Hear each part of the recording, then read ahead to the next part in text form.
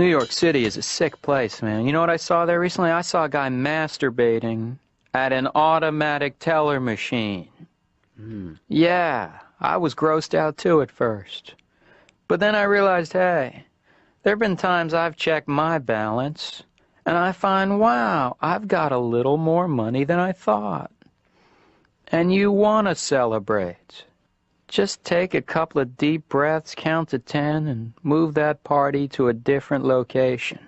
And I'm going, moose. I turn into like an 8-year-old girl. Woo, moose, moose. And the moose is looking at me like, yeah, I'm a moose. What's the problem? We'll get through this, buddy. Relax. Yeah. And then you always remember this. They go, okay, if you're out in the woods and you see a moose, don't panic, because they're more afraid of you than you are of them.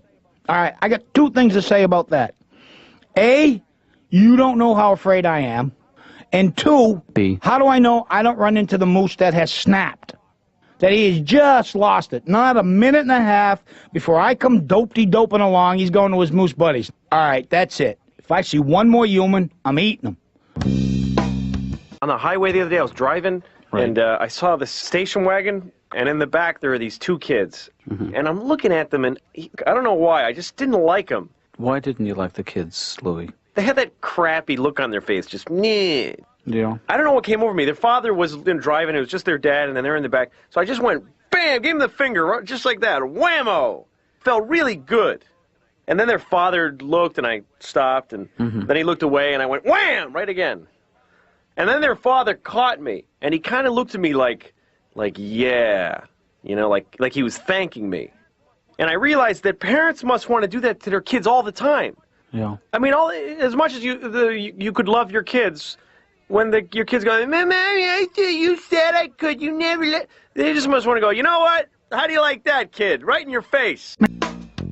Our car keeps getting broken into. 10 times we've had it broken into.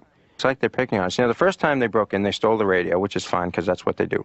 But then after that, there's nothing in the car to steal. You know, in fact, the last time was just a couple of weeks ago. I was walking out of the house in the morning, and you could see the car, and the 2 front doors are both a little bit open, and there's nothing in the car to steal. Now I think they're just using the car to cut through.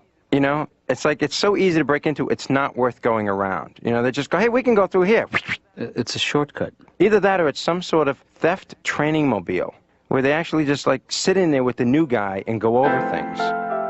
Well, It bothers me. It bothers me when people complain about flying. You know, people are like, oh, the seat was too small and the lady was mean to me. When did we become so jaded to the fact that it's a miracle? You're flying.